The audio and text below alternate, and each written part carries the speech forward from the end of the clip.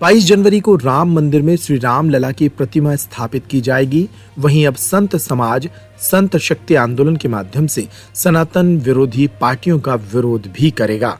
यह बात स्वामी चिदंबरानंद ने कही। उन्होंने कहा कि संत समाज संत शक्ति आंदोलन के माध्यम से ऐसी राजनीतिक पार्टियों का विरोध करेगा जो सनातन के विरोध में काम करती हैं। जो व्यक्ति या पार्टी धर्म का विरोध करेगी, संत समाज उसका बहिष्कार करेगा। इस आंदोलन की शुरुआत मध्य प्रदेश के छिंदवाड़ा संसदीय क्षेत्र से की जाएगी, जहां कांग्रेस की एकमात्र लोकसभा सीट है। इस बारे में भोपाल में स्वामी चिदंबरानंद और साध्वी सरस्वती ने मीडिया से चर्चा कर अपनी रणनीति बताई। सर्वप्रथम मैं 22 जनवरी 2024 को रामलला अपने घर में विराजमान होने वाले हैं। इसके लिए आप सभी को और आप सबके माध्यम से पूरे भारत को बहुत बहुत बधाई देना चाहता हूँ। और मैं ये सबसे निवेदन करता हूँ कि भारतवर्ष में, संपूर्ण भारतवर्ष में ही नहीं, हमारे सनातन धर्मी हिंदू भाई विश्व के जिन जिन क्षेत्रों में हों, सभी लोग दीपोत्सव मनाएं, उसको भव्य पर्व के रूप में लें। मैं 1-2 मिनट में अपने वक्तव्य को विराम दूं। मैं आपसे निवेदन करूं कि निश्चित रूप से आज सनातन धर्म उठ खड़ा हुआ है। और आपने देखा होगा कि राम जन्मभूमि का निर्णय जब सुप्रीम कोर्ट के द्वारा जब से हमारे पक्ष में आया, तब से लेके आज तक देश का वातावरण बदल गया।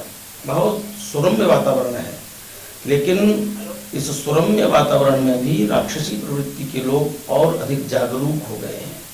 हमारे रामलला के मंदिर को बड़ी भव्यता और दिव्यता के साथ हम लोग बनाना चाहते हैं, बन रहा है, प्रतिष्ठा होने वाली है।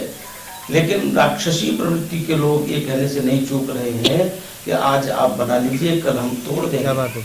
आज सनातन धर्म उठ खड़ा हुआ है और आज जब हम ये बात सुनते हैं तो हमें ऐसा लगता है कि हमें निश्चित रूप से संत शक्ति को जगाना होगा।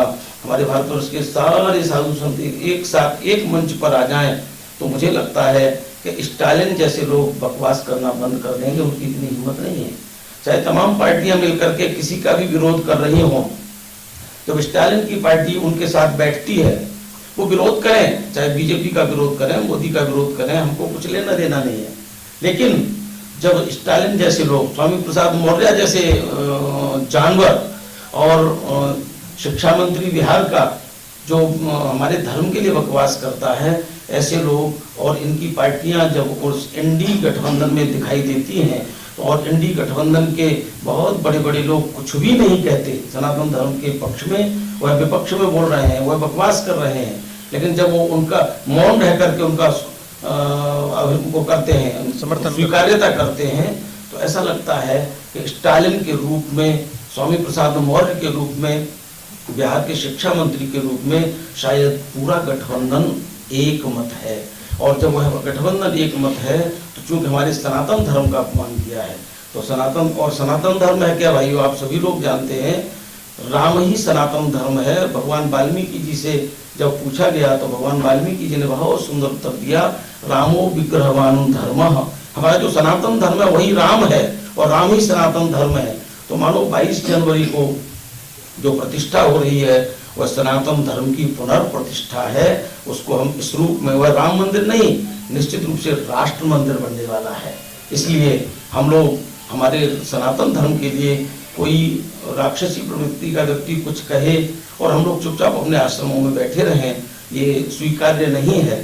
क्योंकि सनातन ने करवट ही नहीं ली, सनातन उठ खड़ा हुआ है और हम उनको मुंहतोड़ जवाब दे सकें, इसके लिए संत शक्ति जागी है। और संत शक्ति आंदोलन के रूप में भारत के प्रत्येक गांव में, प्रत्येक शहर में जाएगी और अपने भाइयों को सनातन है क्या हम ये समझाएंगे। डेंगू, मलेरिया और कोरोना जैसे शब्दों से सनातन धर्म का अपमान किया। ऐसी स्थिति में कि जब संपूर्ण विश्व में भारतवर्ष और सनातन धर्म की प्रतिष्ठा बढ़ रही है, उसी समय पर देश के अंदर से ही सनातन धर्म को लेकर अपमानित और कलंकित करने वाली बातें सामने आए, मीडिया जगत में छा जाएं, ऐसी स्थिति में हम संत अगर चुप रह जाएं तो ये हमारे लिए अनुचित है। जैसा कि बहन ने अभी कहा आपको और आपने सुना कि अगर किसी एक मानसिकता की पुष्टिकरण के लिए सारे दल एक गठबंधन करके आ सकते हैं, तो क्यों ऐसा नहीं हो सकता कि सनातन धर्म के विरुद्ध मानसिकता वाले लोगों का विरोध करने के लिए भी हम लोग एक मंच पर आए। आज हमने उसकी आवश्यकता अनुभव की। माननीय प्रधानमंत्री श्री नरेंद्र मोदी जी से जब हम लोग मिले, जिसका उल्लेख बहन ने किया, उसमें यही चर्चा हुई। उन्होंने कहा कि भारतवर्ष की ऐसी मानसिकता है, यहाँ पर कोई ऐसा गांव नहीं जो किसी संत से न जुड़ा हो। हर व्यक्ति संत से जुड़ा हुआ है। महात्मा चाहे तो क्या नहीं कर सकते हैं। भारतवर्ष में संत चाह जाए तो सब कुछ कर सकते हैं, लेकिन आप चाहते क्यों नहीं? और हम ये नहीं कहते कि आप मोदी की बड़ाई करो, कि धर्म की भाजपा की बड़ाई करो, लेकिन हम ये जरूर चाहते हैं कि आप देश और धर्म के विषय में बोलें, क्योंकि हम राजनेता हैं। हम बोलेंगे तो विवाद खड़ा होगा, हम कोई बात कहेंगे तो उसमें विवाद खड़ा होगा, लेकिन सनातन धर्म और देश के विषय में महात्मा अगर बोलेंगे तो विवाद की कोई बात ही नहीं, क्योंकि हमारा काम है, हमारा कार्य ही धर्म प्रचार करना है।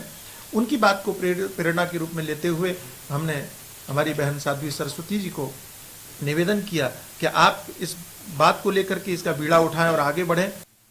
जैसा राम का नाम है, राम जितने सरल सौम्य और मर्यादित हैं, वैसे ही सीधा साधा सरल इनका जीवन है और वो स्वरूप में उनके दिखाई देता है। मैंने बाप जी से कहा, बाप जी उज्जैन में ही करने वाले थे पहले, पर भोपाल कर रहे हैं क्योंकि राजा भोज की नगरी है और भोपाल की आवाज़ तो दिल्ली तक जाती है।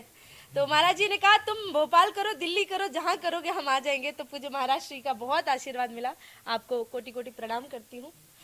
विराजमान उपस्थित सभी पत्रकार बंधु, आप सभी का भी स्वागत करती हूँ। धर्म रक्षक और हमारे अभय भैया, समस्त लोगों का भी मैं बहुत बहुत साधुवाद और स्वागत करती हूँ।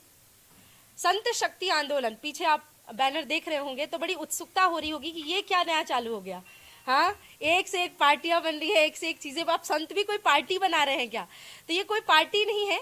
संत शक्ति आंदोलन का प्रादुर्भाव कैसे हुआ, मैं उसको संक्षिप्त में बताती हूँ और